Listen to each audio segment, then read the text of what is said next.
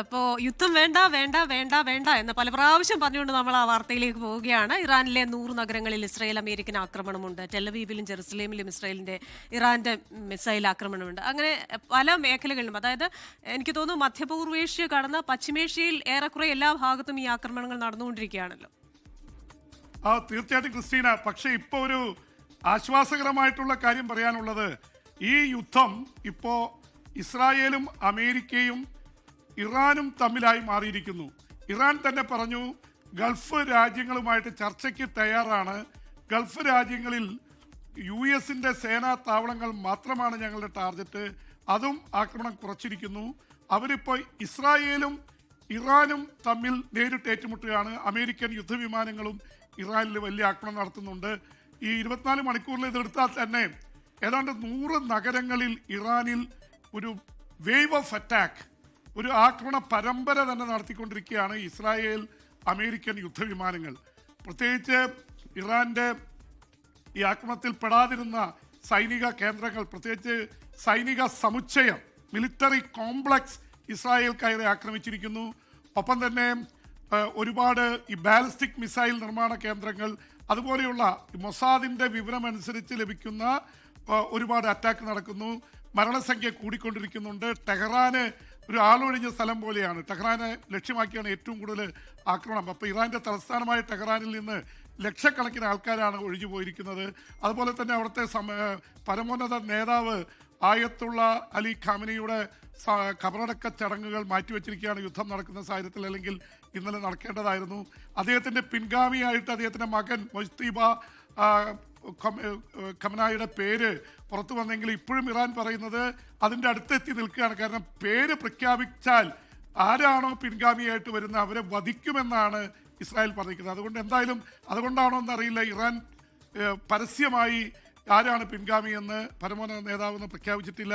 ഇതിനിടയിൽ ഇറാന്റെ നിരവധി മിസൈലുകൾ, ബാലിസ്റ്റിക് മിസൈലുകൾ, അതുപോലെ പ്രത്യേകിച്ച് ടെലവീവിൽ, അതുപോലെ തന്നെ ജെറൂസലമിലൊക്കെ വന്ന് വീഴുന്നുണ്ട്. അവിടെയും നാശം ഒരുപാട്. അപ്പം ഇവർ തമ്മിലുള്ള യുദ്ധമായി മാറിയിരിക്കുന്നു.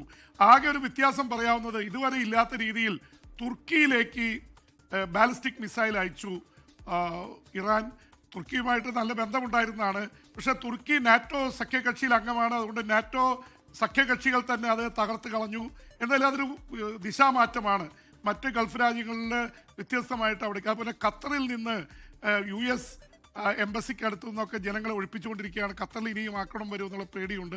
പക്ഷേ പൊതുവെ എല്ലാവരും ജാഗരൂകരായിട്ടിരിക്കുന്നെങ്കിലും ആ തരത്തിലുള്ള ആക്രമണങ്ങൾ കഴിഞ്ഞ രാത്രി പൊതുവെ ബഹ്റിനിൽ, അതുപോലെ തന്നെ മറ്റ് രാജ്യങ്ങളിലൊക്കെ സമാധാനപരമായിരുന്നു. വലിയ കാര്യമായിട്ടുള്ള അറ്റാക്കോ കാര്യങ്ങളോ ഉണ്ടായിട്ടില്ല എന്നറിയുന്നത് വളരെ ആശ്വാസകരമായ വാർത്തയാണ്. ടെഹ്റാന്റെ ആകാശത്ത് ടൺ കണക്കിന് സ്ഫോടക വസ്തുക്കൾ താഴേക്ക് പൊഴിയുന്നു. അതേസമയം തന്നെ താഴേക്ക് പൊഴിയുക എന്ന് പറഞ്ഞാൽ മഞ്ഞ പൊഴിയുന്ന പോലല്ല, അങ്ങേയറ്റം ആൾക്കാരെ കൊന്നുകൊണ്ടും കെട്ടിടങ്ങൾ ഇടിച്ചു നിർത്തിക്കൊണ്ടുമാണ് പൊഴിയുന്നത്. അതേസമയം ഈ പോയ രാത്രി ടെലവീവിന്റെ ആകാശത്തും ഇറാന്റെ മിസൈലുകൾ ഡയറക്റ്റ് ഹിറ്റ് പല സ്ഥലങ്ങളും ഉണ്ടാവുന്നുണ്ട്. അവിടെയും വലിയ മാസ് പാനിക് ഉണ്ടാവുന്നുണ്ട്. അങ്ങോട്ടും ഇങ്ങോട്ടും കടുത്ത യുദ്ധം. ജെയിംസ് സാർ, ആ യുദ്ധത്തിന്റെ അടുത്ത ഘട്ടം എന്നുള്ള നിലയ്ക്ക് അടുത്ത യുദ്ധമുഖം ഹോർമൂസ് കടലെടുക്കാണോ എന്ന സംശയം ഉണ്ടാകുന്നുണ്ട്. അത് ഇറാന്റെ ഒരു വജ്രായുധമാണ്. അത് വാണിജ്യ കപ്പലുകൾ അടച്ചതിനാൽ അവിടെ കുടുങ്ങിക്കിടപ്പാണ്. 40 ഇന്ത്യൻ കപ്പലുകൾ, 2000 ഇന്ത്യക്കാർ അവിടെ ഉണ്ട്. അപ്പോൾ ഹോർമൂസ് കടലെടുക്ക് അടുത്ത ആശങ്കയുടെ ഒരു കടലെടുക്കാവുകയാണോ? ഹാഷ്മി, തീർച്ചയായിട്ടും ഹോർമൂസ് കടലെടുക്ക് 33 കിലോമീറ്റർ മാത്രം വീതിയുള്ള കടലെടുക്ക് ലോകത്തിൽ 20% എണ്ണ കടന്നു പോകുന്നത് അതിലൂടെയാണ്. 20% എണ്ണ യാത്ര തടഞ്ഞാൽ സ്വാഭാവികമായിട്ട് ഇപ്പോൾ എണ്ണയുടെ വില കൂടിക്കൊണ്ടിരിക്കുകയാണ്. ഇപ്പോൾ വന്നിരിക്കുന്നത് $83 ഒരു ബാരലിന്. ഒരു ബാരൽ എന്ന് പറഞ്ഞാൽ 158 ലിറ്ററാണ്. അപ്പോൾ ലോകത്തിൻ്റെ നമ്മുടെ അടുക്കളയിൽ വരെ വില കൂടാവുന്ന രീതിയിൽ എണ്ണയുടെ വില കൂടുന്നു, പ്രകൃതിവാതകത്തിൻ്റെ വില കൂടുന്നു. ചൈനയിലേക്കും ദക്ഷിണ കൊറിയയിലേക്കൊക്കെ ഏറ്റവും കൂടുതൽ പ്രകൃതിവാതകം വരുന്നത് ഖത്തറിൽ നിന്നാണ്. എന്തായാലും ഒരു കാര്യം വ്യക്തമാകുന്നു, 200 കപ്പലുകളാണ് കുടുങ്ങിക്കിടക്കുന്നത്.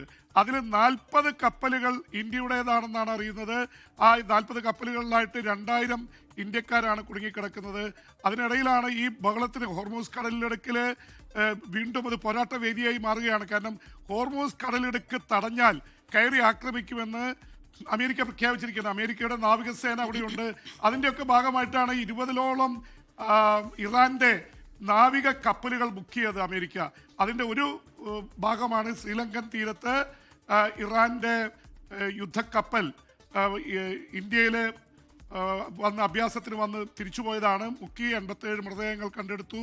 എന്തായാലും ടോർപിഡോ, അമേരിക്കൻ അന്തർവാഹിനിയിൽ നിന്നുള്ള ടോർപിഡോ അടിച്ചാണ് തകർത്തതെന്നറിയാം. ഇത് ലോക മാധ്യമങ്ങളിലൊക്കെ വലിയ ചർച്ചയാണ്. ഏത് അന്താരാഷ്ട്ര മാധ്യമങ്ങൾ, ടെലിവിഷൻ ചാനലുകളിലൊക്കെ ഇത് രണ്ടാം ലോക മഹായുദ്ധത്തിന് ശേഷം 3-4 തരത്തിലാണ് ടോർപിഡോ വെച്ച് തകർത്തിട്ടുള്ളത്. ഒരുപക്ഷെ ഏറ്റവും ഇതായിട്ട് അറിയപ്പെടുന്നത് രണ്ടാം ലോക മഹായുദ്ധകാലത്ത് അമേരിക്കയിലെ പേൾ ഹാർബറിൽ ജപ്പാൻ നടത്തിയ ആക്രമണത്തിൽ അവർ ടോർപിഡോ ബോംബറുകൾ വഴി ടോർപിഡോ താഴേക്കിട്ട് 8 കപ്പലുകൾ തകർത്തിരുന്നു അമേരിക്കയുടെ. അതുപോലെ 4 കപ്പലുകൾ മുക്കിയിരുന്നു ജപ്പാൻ. അന്ന് യഥാർത്ഥത്തിൽ അമേരിക്ക ഈ രണ്ടാം ലോക മഹായുദ്ധത്തിലേക്ക് വന്നത് തന്നെ ഈ ടോർപിഡോകളിട്ട് അവരുടെ 12 കപ്പലുകൾ തകർത്തതിൻ്റെ പേരിലാണ്. അപ്പം അതിൻ്റെ ഒരു ചരിത്രമുണ്ട്. എന്തായാലും ഇത് വലിയ ചർച്ചാ വിഷയമായി മാറുകയാണ്. ഒപ്പം തന്നെ അമേരിക്കയിലെ രാഷ്ട്രീയവും, അമേരിക്കയിൽ ഭൂരിപക്ഷം ഇപ്പോഴും യുദ്ധത്തിനെതിരാണ്. പക്ഷേ സെനറ്റിൽ നടന്ന വോട്ടെടുപ്പിൽ 6 വോട്ടിൻ്റെ വ്യത്യാസത്തിന് ട്രംപ് രക്ഷപ്പെട്ടു. 3 വോട്ട് അല്ലെങ്കിൽ 4 വോട്ട് മാറിയിരുന്നെങ്കിൽ ട്രംപിന് യുദ്ധം നിർത്തേണ്ടി വന്നേനെ. പക്ഷെ ഇപ്പോഴും സെനറ്റർമാർ വലിയ ആശങ്കയിലാണ്. പാർട്ടി ലൈൻസിൽ വോട്ട് ചെയ്തുകൊണ്ട് മാത്രമാണ് ട്രംപിന് ജയിക്കാൻ കഴിഞ്ഞത്. 1 വോട്ട് മാത്രം ട്രംപിൽ നിന്ന് മാറി വേറൊരു വോട്ട് ട്രംപിന് കിട്ടി. പക്ഷെ അത് അമേരിക്കൻ രാഷ്ട്രീയത്തിൽ ഇതിനുള്ള എതിർപ്പ് കൂടിയാണ് കാണിക്കുന്നത്. ഏതാണ്ട് പകുതിയായിട്ട് അമേരിക്ക ഡിവൈഡഡ് ആയിരിക്കുന്നു. പക്ഷെ ജനങ്ങളുടെ എതിർപ്പ് അതിനേക്കാൾ കൂടുതലാണ്. അപ്പോൾ ഇങ്ങനെ ഒരു വോട്ട് പാസ്സായിരുന്നെങ്കിൽ 30 ദിവസത്തിനുള്ളിൽ യുദ്ധം അവസാനിപ്പിക്കുക. അവസാനത്തെ സൈനികനും അവിടുന്ന് വരണമായിരുന്നു. പക്ഷേ യുദ്ധത്തിന് നടുവിൽ നിൽക്കുമ്പോൾ ഒരുപക്ഷെ അവരങ്ങനെ ചെയ്യില്ല. കാരണം ഒരു പ്രസിഡന്റ് യുദ്ധം നടത്തി സൈനികരൊക്കെ യുദ്ധരംഗത്ത് നിൽക്കുന്നു. 40,000 സൈനികർ 8 സേനാ താവളങ്ങളിലായിട്ടൊക്കെ നിൽക്കുന്നു. അതുകൊണ്ട് അത് മുന്നോട്ട് പോകാതിരിക്കാൻ പറ്റില്ല. ഒരു കാര്യം കൂടി ഉള്ളത്, ഹാഷ്മി, ലെബനോന്റെ കരയിലേക്ക് ഇസ്രായേലിന്റെ സൈന്യം ഇരച്ചു കയറിക്കൊണ്ടിരിക്കുകയാണ്. ഒരുപാട് സ്ഥലത്ത് ഗ്രാമങ്ങളിൽ നിന്ന് ജനം പലായനം ചെയ്യുന്ന ഏതാണ്ട് 50,000-ഓളം ജനങ്ങൾ അതിർത്തിയിൽ നിന്ന് തന്നെ പലായനം ചെയ്തിട്ടുണ്ട്. ലോകത്തെവിടെയായാലും ഏത് സമയത്തും 24 വാർത്തകളും ഓഗ്മെന്റഡ് റിയാലിറ്റി പാക്കേജുകളും എക്സ്പ്ലെയിനറുകളും വിശദമായി കാണാൻ ഞങ്ങളുടെ യൂട്യൂബ് ചാനൽ നിങ്ങൾക്ക് സബ്സ്ക്രൈബ് ചെയ്യാം.